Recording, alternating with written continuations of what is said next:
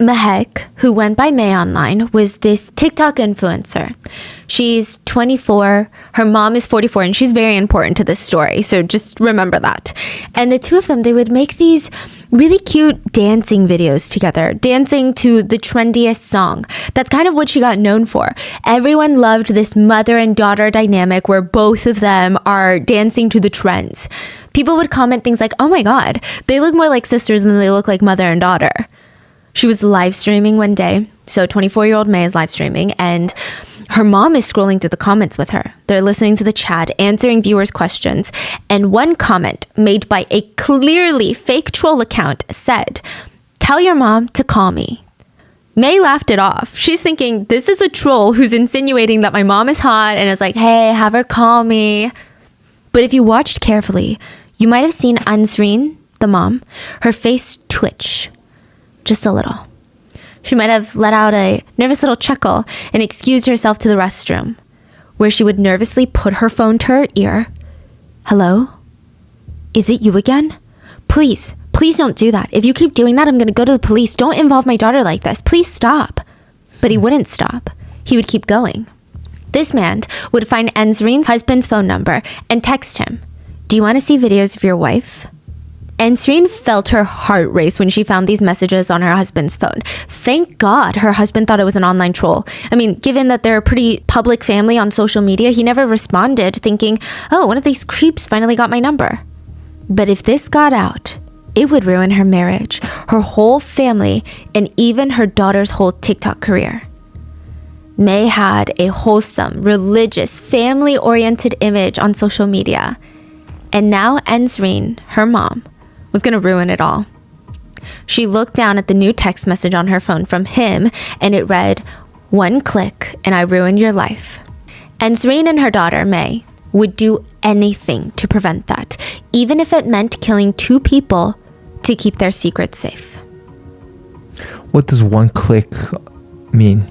He's going to post whatever that video is. He's going to send it to her husband. He's going to send it to the world, make it go viral.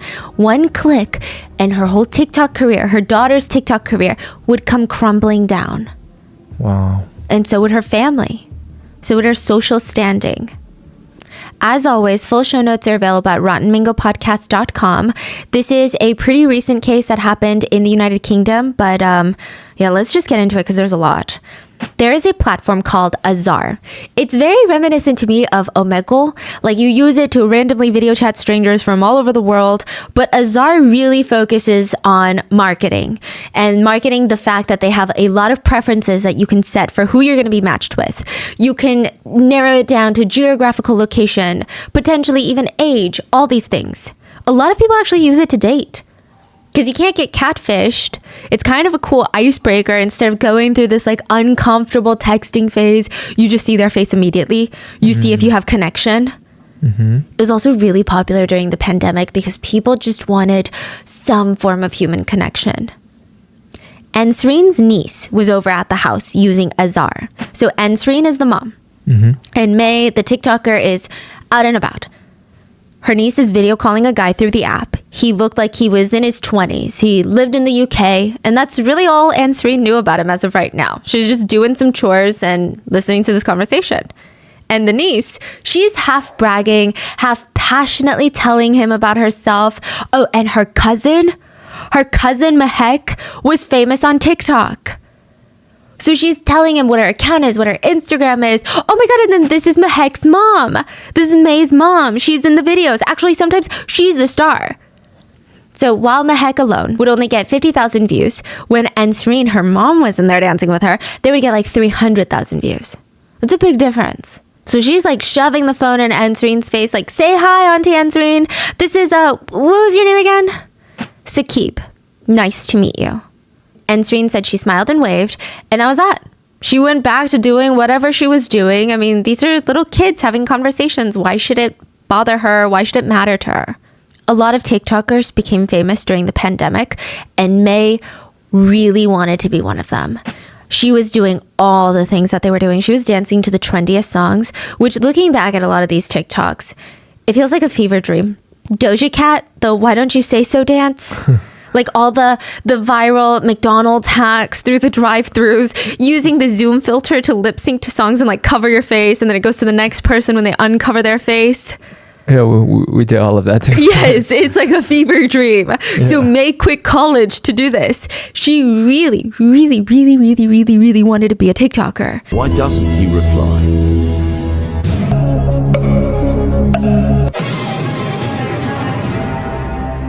She would recruit her brother in her videos, her mom, her dad. Her dad didn't make as much of a frequent appearance, but he's in a few videos.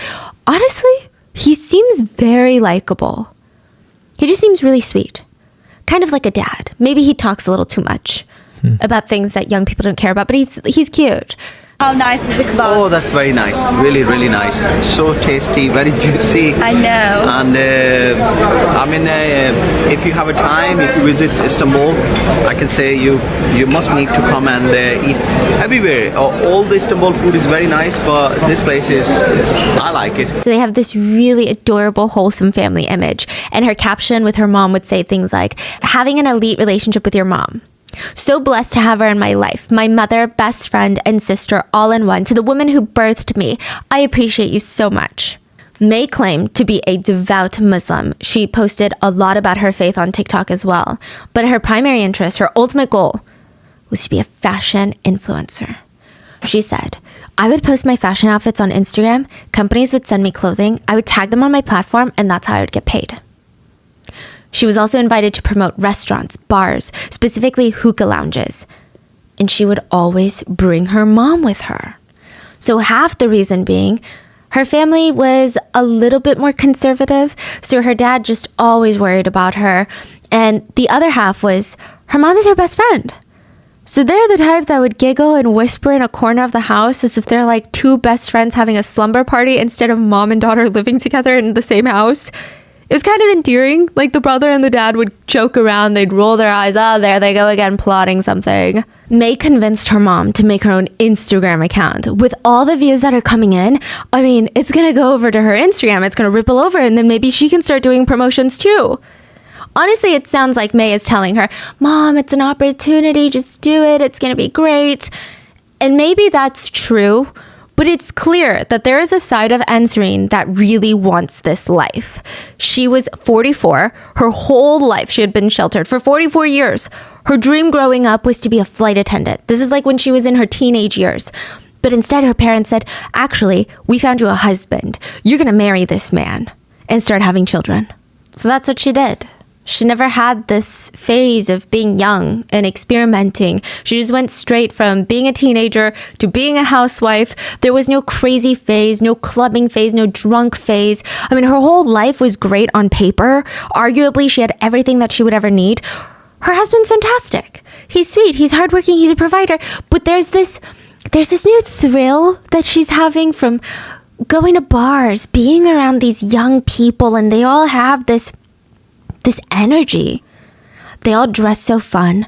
They're so carefree. They would even say, oh my God, Ansareen, you're one of us. You're a total MILF. You look so good tonight. Ansareen was excited about this new life. She's like, oh my gosh, do I really? Like, that's crazy. Stop it. So she agreed. She made her own Instagram account and religiously checked her messages. She saw someone new had quite literally slid into her DMs, and his name was Saqib. And she's like, where do I remember that from? Why is it ringing a bell? It's the guy from Azar. It was an innocent enough DM, but I'm sure Ansareen knew what Saqib was doing in her messages. And she responds. The two start talking every single day.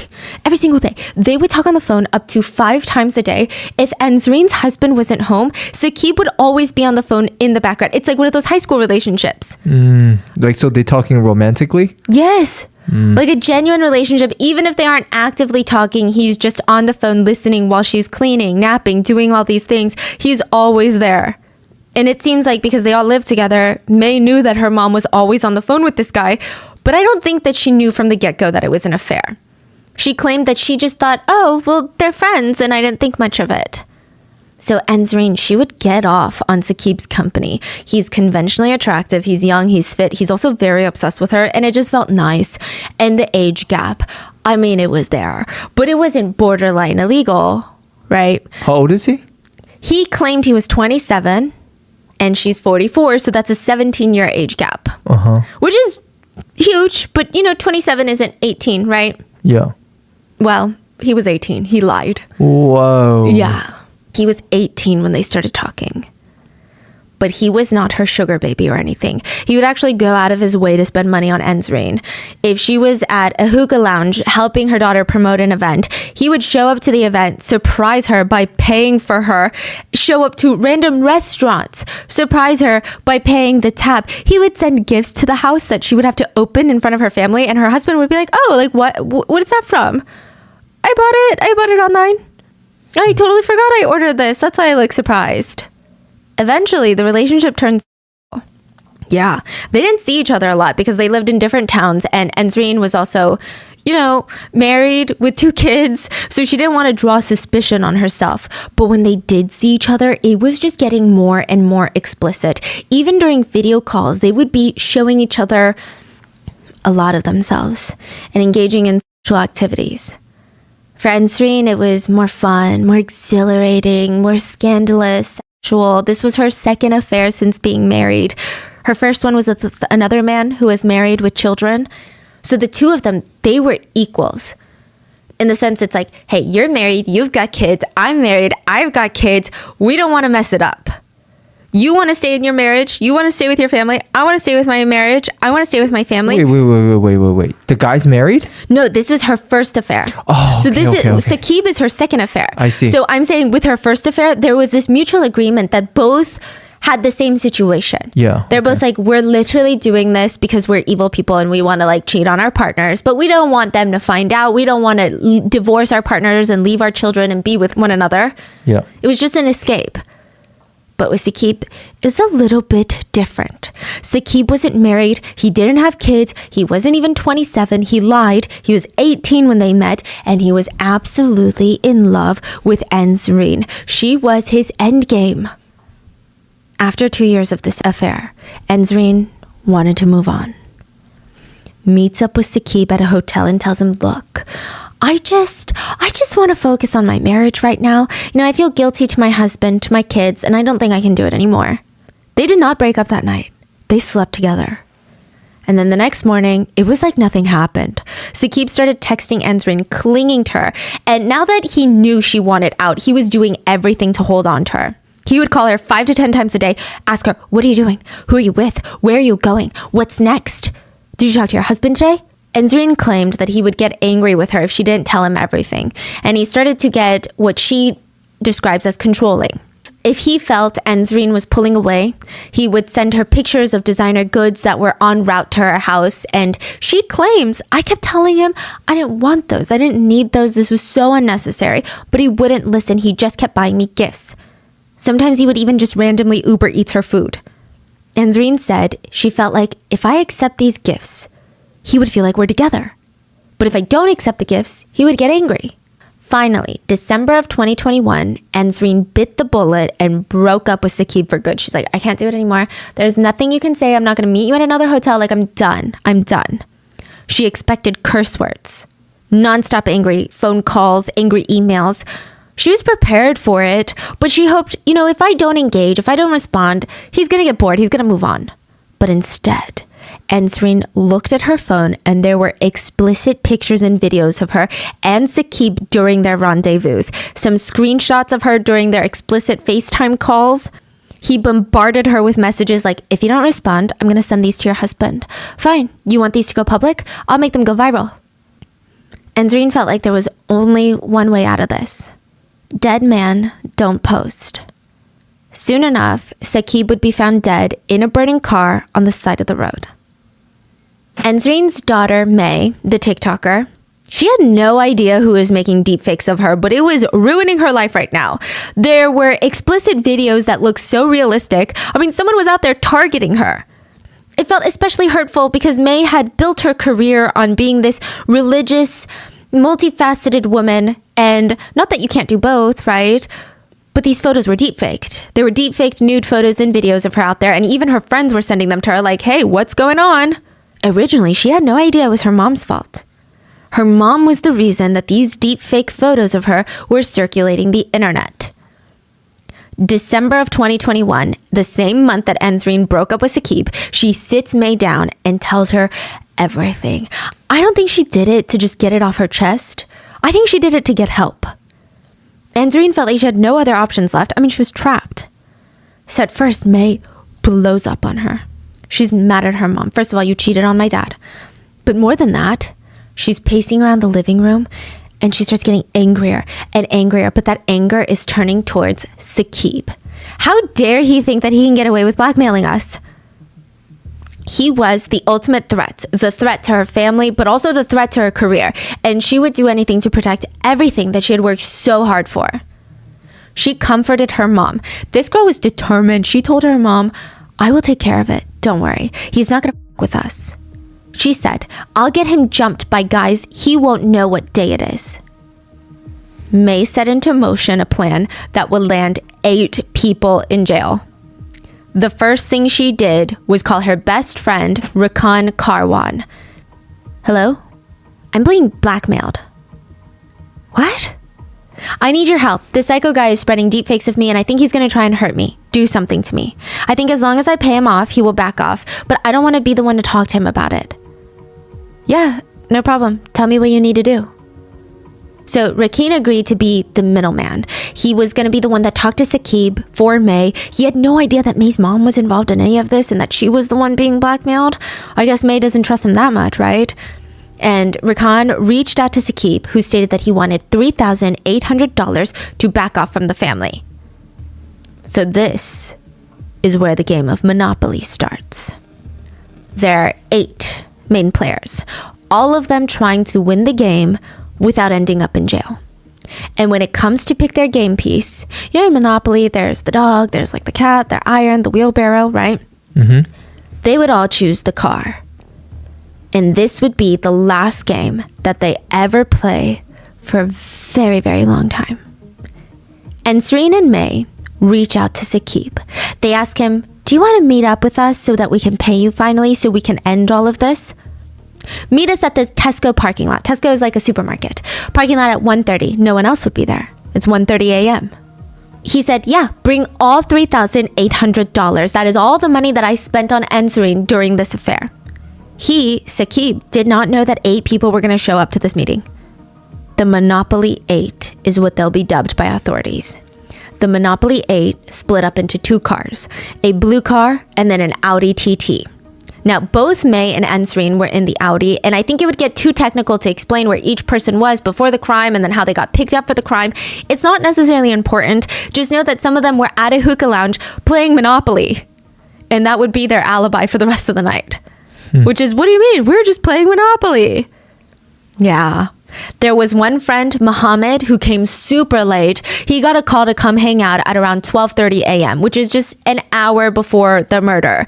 He was already in bed at this point, but he got up, went to meet with his buddies, and a lot of people still feel like Mohammed had no clue what he was getting into. Like, if anyone in this group, because this becomes like a point of argument later, which is how many people of this group actually knew what they were about to do? So the argument is, if anyone in this group had no idea what was going on, maybe it's Mohammed, because he really wasn't even supposed to be there. They just called him out of nowhere and he thought, yeah, Monopoly, okay, let's play. Yeah, why did they call him? It's so weird.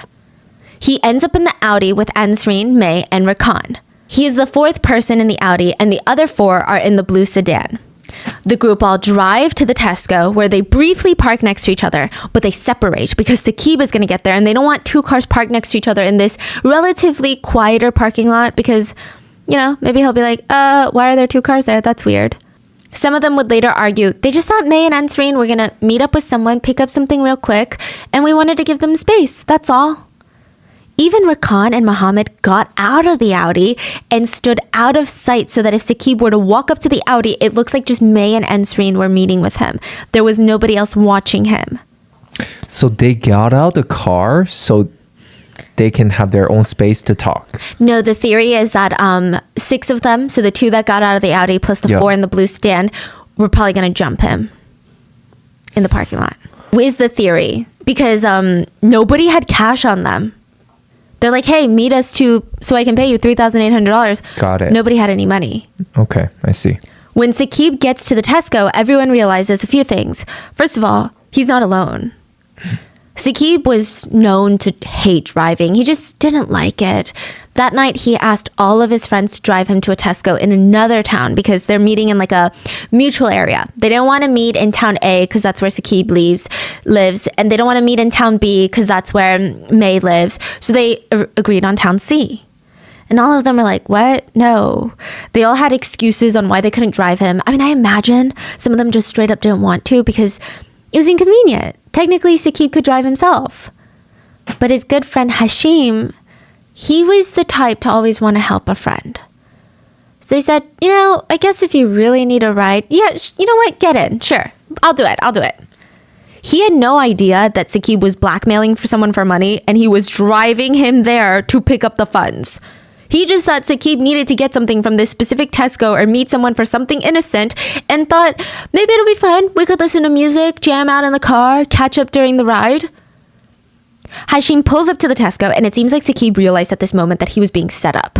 I don't know. Something in him was like, no, I gotta go. Like, we can't do this. Hashim and Saqib pull out of the Tesco parking lot, avoiding a physical altercation, but a blue sedan starts following them. And then an Audi is right behind them, right behind the blue sedan. Muhammad said, once we were all following this random silver car on the road, May called Saqib. May called someone. Because Muhammad is in the car with them. May said something weird. She said, watch what I do to you. At 1:21 a.m., a Shell gas station CCTV captures 3 cars racing down the A46 at a high speed. It looks like the blue sedan is chasing Saqib and Hashim, and the Audi is following the blue sedan. They were going up to like 100 miles per hour during the chase. Wow. It looks dangerous. Looking at the footage, it can easily be interpreted as the blue sedan trying to run Hashim and Saqib off the road. So right after the phone call with May and Saqib ends, the one where she allegedly tells him, see what I do to you, watch what I do to you, Saqib calls 999 using Hashim's phone. His phone was out of battery. Now, the parents of the victims have requested the police not release the actual call, so they released the transcript instead. And because we don't have the actual audio, it's really hard to know if we're interpreting the tone correctly. But the transcript is so frustrating to read. Saqib calls 911 to tell them that he and his good friend Hashim is driving, are being followed by 2 cars down the road. He said, I'm being followed by 2 vehicles. You're being followed by 2 vehicles? Yes, I'm being followed by 2 vehicles, and right now, how do you know you're being followed? They're trying to block me in. They're trying to block me in. Can you get to a police station? I can't get to a police station right now. I need help. What I'm saying is, when you say you can't get to a police station, why can't you get to a police station? I can't get to a police station. Why not? There's guys following me. They've got balaclavas on. Balaclavas are the masks, the ski masks, basically with the eyes cut out. Oh my gosh. Right. Are you in a vehicle or are you... The operator goes to ask where Saqib is, and he finally says, they're trying to kill me. I'm going to die. Calm yourself down a moment, okay? They're trying to ram me off the road, these 2 vehicles. At one point, the operator sounds like they don't believe Saqib, so they keep asking for where they're headed, and Saqib tells them, I can't tell you because my phone is dead, insinuating, my phone is dead, so I can't look up the navigation right now, and obviously I can't look it up on the phone that I'm calling you with because I'm on the phone with you. Yeah. But the operator is just like, your phone's not dead because I'm talking to you. Oh my gosh. Saqib tries to tell them that he needs help urgently and tries to tell them his exact location, and the operator says, slow down a moment for me. You've given me a lot of information very quickly. I've gone past Radcliffe College and I'm getting rammed off the road. You're not getting rammed off the road. They're trying to hit the vehicle. They're hitting on the side. And you've gone past Radcliffe Road? Radcliffe College. I just told you I've gone past that now. Please, I just need help. I'm in danger. I understand that. I think you're going a different way than the way that you think you're going. I passed a speed camera right now. They're hitting the car. They're hitting the back of the car really fast. They're trying to ram us off the road. Please, I'm begging you. Yeah, I'm arranging help for you right now. Oh my God. And it said in the transcript that the sound of a crash can be heard and the line cuts off. Oh my gosh. At 1:32 a.m., a car rams into Hashim and Saqib, sending their car skidding sideways towards a barrier, hit the barrier, flew into the air, hit a tree, split in half, and instantly burst into flames. The two other cars, the blue sedan and the Audi, the Monopoly 8, just kept driving along the highway before they stopped at a nearby lot. Two people were seen on CCTV cameras getting out and kind of inspecting the cars. It looks like they're looking for any obvious signs of damage. They get back in the car and make a U-turn and start driving towards the direction that they came. They're probably kind of trying to check what's going on, right? All 8 of them would drive past the burning car. This is around 1:30 a.m. Everything else is dark. The car on fire stands out like a giant bonfire. They all drive past it. Not a single one of them call for help. Nobody calls emergency services. It was later said Ensreen slumped in her seat and was crying uncontrollably while May tried to comfort her as they drove past the car. The blue sedan and the Audi park in a neighborhood. Everyone gets out. And 7 of them would start walking around the neighborhood for about an hour. And this walk will become a huge point of contention in the trial. CCTV footage shows them walking as if, you know, when you're younger and you go out with your friends or they're at your house and you're like, you know what, should we just like giggle gaggle and walk around the neighborhood? Mm-hmm. That's kind of what this looks like. Getting some fresh nighttime air after a big dinner and you're walking it off. Who stayed back? The only person that didn't go is Muhammad. He immediately left. So that's another reason people believe that he's innocent, because right afterwards he's like, oh my God, I'm leaving. The body language is rather nonchalant. Some say that they can see one of them having a hard time, but overall it's not one of those mental breakdown walks, if you've ever had them. Authorities will later speculate that they were walking up and cleaning up their story, getting on the same page of what really happened that night. Now, Muhammad, like I said, was the only one that walks off from the group before the walk. And right afterwards, there was another person that goes home. Okay, so what about the rest? The rest, they get back into the cars and they're dropped off one by one until the drivers of the car finally go to their house. Meanwhile, at the crime scene, the fire was so big that it was only after firefighters managed to put out the blaze that they could even get close enough to realize there are 2 bodies in here. 21-year-old Saqib Hussain and 21-year-old Hashim Ijazuddin were dead.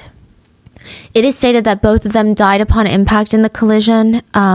It was really severe. So the car split in 2 and the engine of the car was detached from the car itself. Both of them had passed before the fire started. And it was pretty easy for investigators to figure out, okay, this car did not crash on its own. They pulled CCTV cameras nearby, as well as Saqib's 999 call, and there was indeed a high-speed chase going on. Cameras showed 2 cars chasing after Saqib and Hashim. The cars were immediately identified, tracked through the automatic number plate recognition system that they have, and a fleet of cop cars as well as helicopters were used to make the first initial arrest. And even if they hadn't done that, the Audi was literally registered and traced back to May's home address. Another big piece of evidence that the police had was a phone pinged traveling in that Audi that had been involved in this high-speed chase. So they tracked that phone number, went to the address that it belonged to, and what do you know? It's the same address that the Audi traced back to. Officers show up and they arrest May's teenage brother. Was he there? Yeah, he wasn't in the car. He was at home. And he just gets arrested on charges of double homicide. Imagine waking up in your PJs and you're getting arrested for double homicide. He was freaking out. Wait, so he wasn't in the car at all? No. Okay. And he's freaking out. Like, what are you talking about, guys? I don't even have my license, officer. I don't even have a car. How can I possibly be involved in a car accident? Like, you've got the wrong person. Very quickly, the officers realize, yeah, we got the wrong guy. So they let him go and they informed him, okay, well, sorry, that was our mistake. Well, did you at least catch the person who actually did it? Yes, your mom and your sister. His mom's phone was registered under his name. And just like that, the Bukhari house fell apart. February 11th of 2022, authorities show up at the Bukhari residence to now question Ensreen and May. They are both seen on body cam footage wearing pajamas. They look so calm. May is giving the police a completely made up story about where she had been last night. And she said, you know, I did see this weird chase that was happening last night, but I didn't get involved. Later on in this interrogation room, she has these really long acrylic nails And she keeps showing the cops how the chase had happened. And it's just really odd. I don't know if it's the Wait, nails. so she's saying that she's not the one chasing? No. She's describing something else. She's describing like a Fast and the Furious scene that she's not a part of. And she keeps putting, okay, her demeanor, and I'm not saying this to make light of this section, but like this demeanor was so odd. And again, I don't know if it's just the visual aspect of her nails. She's in this gray tracksuit. She just looks so young and just like a TikToker. But she keeps doing motions with her hands, very animated. And like this car did this. And just the way that she's casually explaining, it makes you feel like she's explaining the parking lot situation at a Trader Joe's 3 p.m. Tuesday where nothing happens. She talks about how she was in the car with her mom and this car started speeding up and then cut in the lane in front of her. She had no idea who this was in this car, but she said, you know, I always keep a distance from the car in front of me because I'd been driving for 4 years and that's just something that I always do. She's talking about the blue car. Yeah. She said that there was this blue car that seemed to be agitating a silver car, and it just felt like they were trying to race or something. She said, I wanted nothing to do with it. And I turned to my mom, and I remember saying in the car, like, what is this car trying to do? And her mom just kept telling her to stay out of it, and quote, it's got nothing to do with you, May. There's a car that's coming on the right-hand side, a Seat Leon, don't know the model or anything, but it was blue. Come straight down, no speed, nothing, normal on the right hand side. We were always on the left hand side. This right hand side car's come now, the Leon, the blue one, has come straight next to me and come right in front of me, not very close. I've always said to myself, I'm a very good driver when it comes to this. I've been driving for 5 years, 45 years, and I've said to myself, always keep a 2 to 3 second rule gap, always. When I've said to myself, always done that. So this car's come not close, I've always braked. So I was doing 60, it was 70, I think it was 70 on the dual carriage or 60. I was doing 50 straight away, went back, went to 50 to 60, went back. This car didn't do anything to me. I don't know who, just a normal car going on the right to the left. The silver car, I don't know which brand it was, model, it's come zooming down. I've kept this 2 to 3 second rule gap, and the blue Leon's in front, I'm at the back. This silver car's come and cut into the middle, so we're basically all 3 cars very close. I braked and I said to my mum, what is this car trying to do? And my mum saying, May, just keep your distance, everything's going to be okay, it's okay. Just a reckless, people just reckless because they know it's all the way down. If there's any cameras, there's going to be cameras. They must know there's no cameras. And she's using her hands to be like, then the silver car pulled up, like using her hands as if they're cars. And she keeps driving, so she claims, and she says that she saw the blue car agitating the silver car in front of her, trying to come up to its side and ram into it. And she said, I kept looking at my mom and I said, Mom, what's going on here? What is wrong? Like, I don't know if they're drunk. What are they trying to do in general? Her mom said again, just leave it, May. You're not involved. You don't know what's going on. You just go straight to where we're going and we leave it. While going 100 miles an hour. Yeah. In the footage of the interrogation, May looks super calm and honestly convinced of her own stories, which is the crazy part. You know when you see someone and you're like, okay, this person is lying, and you get secondhand embarrassment because you're like, she's so confident. It's crazy because, you know, there's 8 of you. And there's cameras everywhere. There's camera, exactly. It's not something that you can just make up a story and think you can get away with it. Like, yeah. Like by yourself. Exactly. There's 8 of you. There's so much evidence. And then just throwing the blue sedan under the bus. Like, you think the blue sedan occupants are going to be like, yeah, that's exactly what happened. She's right. Yeah. I mean, she acts like she has no idea what's going on. She acts like she has no idea who's in any of these cars. So I've looked at my mum and I goes, Mum, what is going on? What is wrong with, are they, I don't know if they're drunk, what are they trying to do to this blue car in general? So Mum goes, May, like I said, leave it. You're not involved. You don't know what's going on. You just go straight on and leave it. I goes, okay, that's fine. In the interrogation footage, the police, they just let her keep talking. They knew that she was digging herself deep in lies. They just let her keep talking. The motive for the crime seemed really clear from the get-go. I mean, to the officers, Saqib's family kept telling officers Saqib was having an affair with an older woman that he called Anzi. Anzreen. Saqib even introduced her to his sister at one point. So authorities were clear of the connection between Anzreen and Saqib early on in this investigation. They sit Anzreen and May down and they say, can we take your phones? Can we look at your phones? Not that you really have a choice. but they were not cooperative. May lied about the passcode to her phone, and both of them denied any sort of affair. And Zareen had deleted every single picture of Saqib from her phone, but detectives were able to pull Saqib's iPhone cloud albums where there were pictures upon videos of Saqib and Anzreen cuddling and doing other things, indicating that on at least 11 separate occasions, Anzreen and Saqib had been together. They found the phone logs that showed the defendants, the two drivers of the blue sedan and the Audi, calling each other nonstop during the night of the crash. As well as May and Saqib were on the phone right before the crash. So very quickly, the 8 people were arrested. So in the blue car, you had 22-year-old Natasha Akhtar, 22-year-old Sanaf Ghulam Mustafa, 27-year-old Amir Jamal, and the driver of the blue sedan is 22-year-old Rais Jamal. In the Audi, we've got 45-year-old Ansreen Bukhari, the mom, 23-year-old May Bukhari, the TikToker, 21-year-old Mohammed Patel, and the driver of that car was 28-year-old Rakan Karwan. They were all charged with 2 counts of murder and all denied being responsible for the crash. At first, everyone in the blue car was like, what are you talking about? I have no idea what you're talking about. We're just a group of friends that were driving to one of our buddies' houses so we could finish our very intense, lengthy game of Monopoly. That's what we were doing. I mean, we did see something on fire on the side of the road, but that had nothing to do with us. We were, I guess you could say, at the wrong place at the wrong time. Originally, May stuck to her story for a little while before deciding, okay, this is dumb, this is moot point. And eventually she would admit, yes, okay, fine, my mom had an affair and Saqib was going after our family's safety and well-being, and yeah, okay, he kept threatening to show up at our house to do who knows what. I just wanted to make sure that my mom was protected. We were just going to give him the money that night at Tesco and make sure that we weren't alone. That's why I asked my friend Rakan Karwan to come with us. She said, I asked Rakan and I said I was being blackmailed and harassed, and I told him to message Saqib's as one brother to another brother.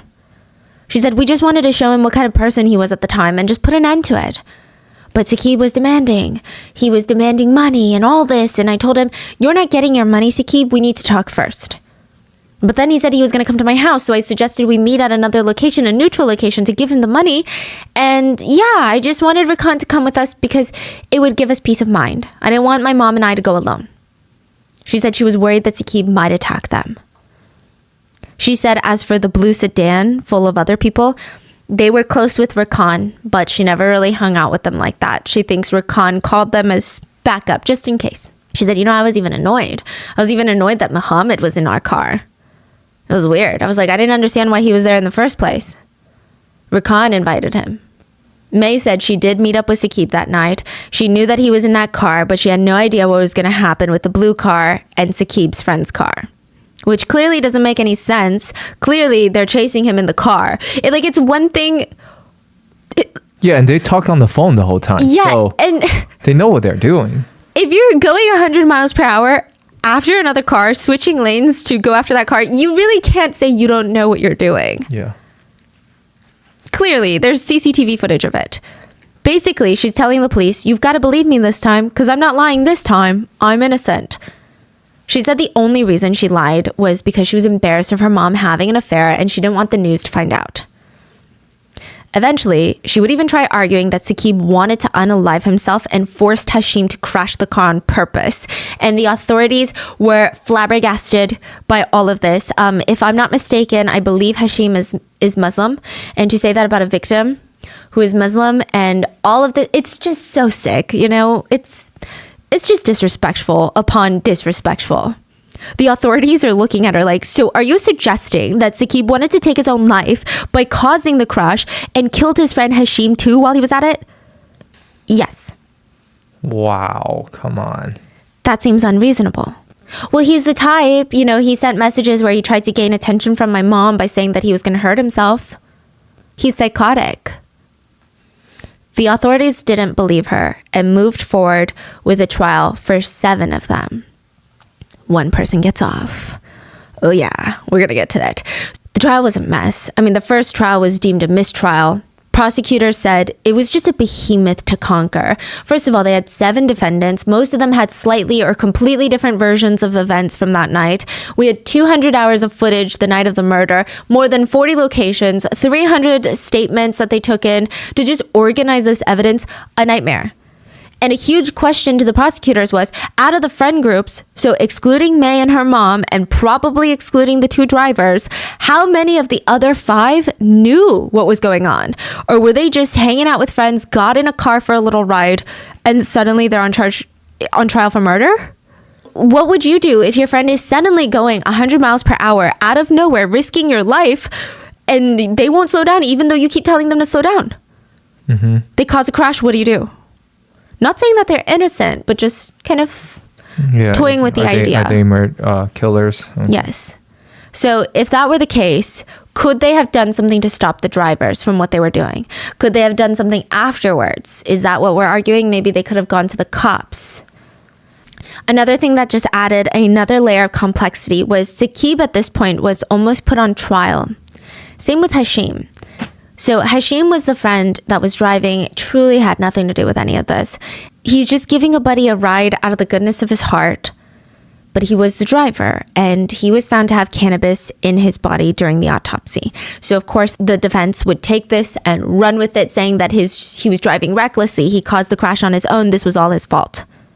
And then Saqib was kind of put on trial too. But this one I think is a bit more understandable of why it needed to be talked about in the trial. The court and jury were presented with evidence of Saqib's pattern of behavior prior to his death. Apparently, there was another woman that he made threats to when she tried to break up with him. Side note, this woman is not in any way connected to the defendant, so it doesn't seem like she has some sort of incentive or motivation to lie for them. She said she met Saqib at a club during a night out. She had a boyfriend, but he wouldn't stop trying to get her number, so she just gave it to him thinking, I'll just ignore him later. But he kept texting, and she let him know nicely, hey, I have a boyfriend. Like, sorry, you were just kind of kept asking me, so I gave you my number, but I have a boyfriend. He called her 15 to 20 times a day, threatening to smash her car up and go to her house. And then during one call, he got very, quote, extremely suggestive. The woman reached out to the local police 3 times because she was terrified of Saqib. It was overall not a great look. The jury were also presented with Saqib's text messages to Ensreen leading up to the incident. He said things like, if I don't get a call, I'll do what really has to be done, even though I don't want to. You taking me for a dickhead? Not for long. Your son's gonna see them videos now of us in the hotel, okay? Don't make me f*** everything up. Don't say I didn't tell you. I'm giving you a last chance. I'm gonna send them now. Your son is gonna see them videos and pictures. Are you gonna call me back, or shall I make your husband mad? I'll tell him everything and make all your pics and videos go viral right now. I'm telling how all the girls were in on it with you. Saying like May and her friends knew. A lot of these text messages were shown without context to the jury, but another one read, you're messing around with me? Yo, what the fuck? Just pick up 1 second now. You're trying to set me up? Saqib also sent messages to Ensreen calling her a dumb slut and stated he had nothing to lose and, quote, when I'm mad, I'm mad. 1 click of fingers and I can break your marriage and every other single thing. It was also alleged in court that Saqib would threaten to harm himself if she did not pick up the phone. But the harassment was mutually exchanged to a degree. Other text messages showed May threatening Saqib by saying things like, I'm sorry, but this year you'll be gone, Saqib. I've got every threat that you've ever sent my mom. I know what games you're playing. Carry on speaking to her like this and you'll see movement soon. Another one was from May to Ensreen, so from daughter to mom. She said, I'll soon get him jumped by guys. Leave it to me. He's trying to scare you.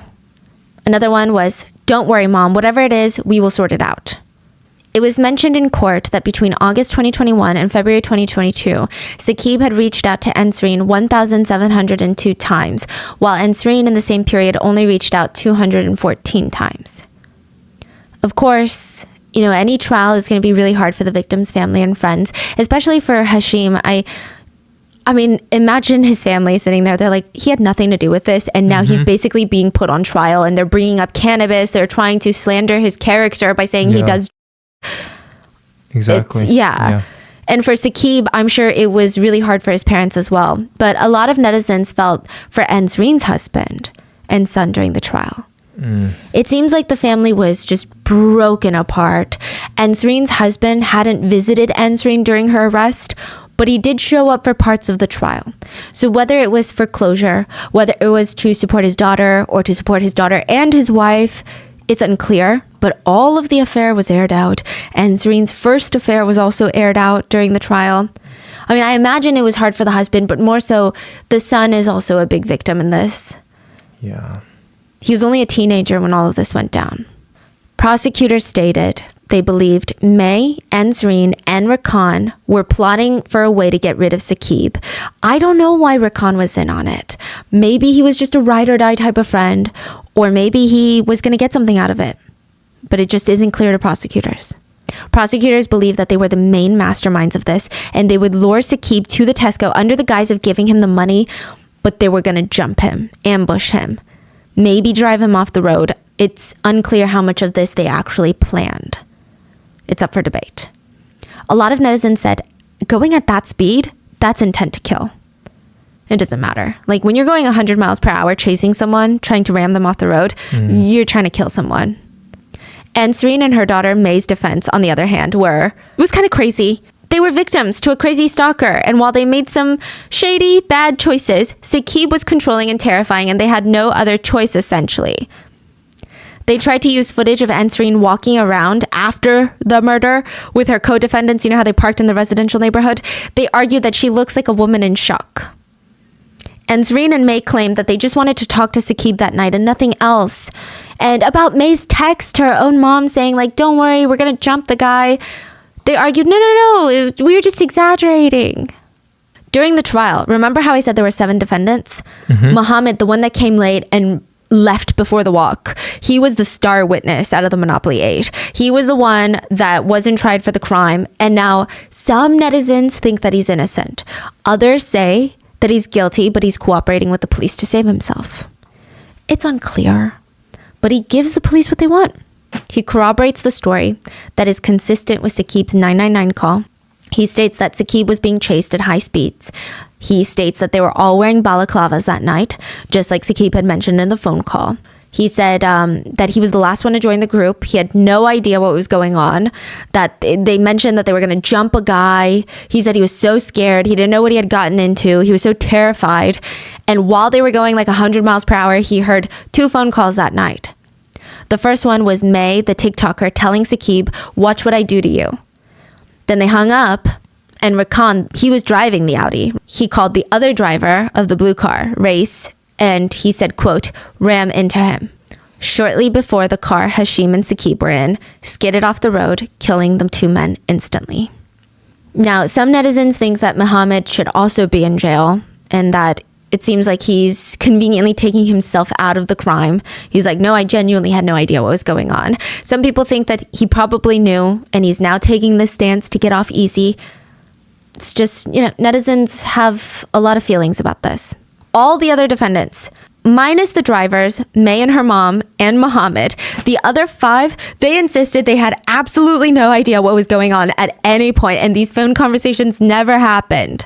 They said, we were just going for a drive. We had no idea who was in that car. We didn't know about Saqib or why even we went to Tesco. They said they had no idea what was going on. Like May said she needed to pick up something from a guy. We were just playing Monopoly 1 second and then got into the car to switch locations, ended up being arrested for double homicide. They argued, we don't have lengthy criminal backgrounds. We're ordinary people with jobs, or we're in school right now. We have families. We have normal lives. We did nothing to cover our tracks. This is not a smart, well thought out plan. Like, why would we do this? If we knew what we were doing, what in our right minds would make us want to kill these men? For May and Ansreen? Some of the people in the blue car, they weren't even friends with May. They have like a mutual. Right. So why did they do that? Even the driver of the blue car, Race, he said, I tried to brake when the victim's car came up in front of me, and I tried because I didn't want to hurt anyone. So he's saying that he was just trying to scare Saqib, because he heard Rakan tell him about the blackmailing, and he was like, yeah, I guess we'll just scare the guy into stopping. Then he was saying, it's actually the victim's car that was blocking us, not letting either of us pass. They were instigating it, and it was just a high-speed chase thing that spiraled out of control. To back up his claims, his attorneys brought in some CCTV footage that does show at times the blue car was getting dangerously close to the victim's car, and the blue car is seen braking. Yeah, because, the blue, sometimes let's say you brake check someone. Yeah. You're just trying to like stop this madness. Like, Yeah. yeah, what do you mean? Like, I can totally see that. Mm-hmm. Why does that matter? Like, Yeah. you drive away. Like, Yeah. Like just you're trying to intimidate someone, right? You're following, you're tailgating them, you're trying to do something to them. So and they brake check you. Of course, you're not going to slam into them. exactly. Yeah. Leave the situation. Go home. And it seems like at one point, okay, like fine, I guess we can try to see his side of the story, right? Make it make sense somehow. But then Reyes was revealed to be a rapist. He was convicted last year of R-wording a 17-year-old girl in his home. She stated she repeatedly told him no and tried to push him off of her, and he pinned her down and essayed her. The victim tried to end her life because of the trauma and PTSD. Also, he didn't have a driver's license the night that he was driving. So, like, the guy is all around a horrible person. So everything he's saying for netizens, it just went out the window. Many of the other defendants, they said, it just doesn't make sense for us to do this. Like, no sense at all. Amir, who was in the blue car but not driving, his defense was, I was high out of my mind during that car chase. His lawyer argued, why would he get high if he was preparing for a murderous evening? Other defendants had more interesting defenses.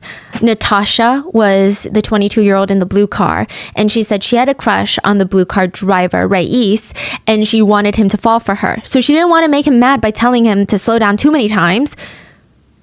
She said she had no idea they were in a high-speed car chase at the time. She said, and I quote, I thought it was boys just being boys, driving like idiots.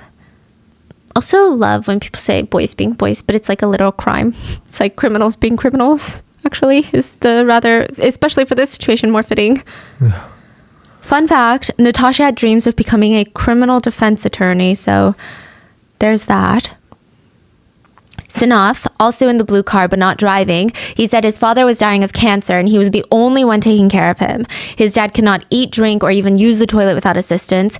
He said he would never risk not being there for his dad for people he doesn't even know, so how would that make sense? The only reason that he went out that night was to interact with people his age and get some comfort and escape out of his life because he just takes care of his dad all day. And ultimately through this, Sanaf's dad would die and he would not be present at the funeral. So this whole debate of who knew, how much they planned, how much did they know ahead of time is a huge argument still in this case, even now after the trials are over and said and done with. Some argued it made no sense for these people to throw away their lives when none of them had skin in the game. It doesn't seem like they were promised anything specific from May or Rakan, because I feel like that would have been discovered during trial. Mm-hmm. They didn't know Saqib. They didn't care if May's TikTok fell apart. They didn't care if May's family fell apart. Literally, they didn't seem to care for May or Ansreen. So some people argued maybe this is a situation where they were just there for a fun night and it got roped into something else.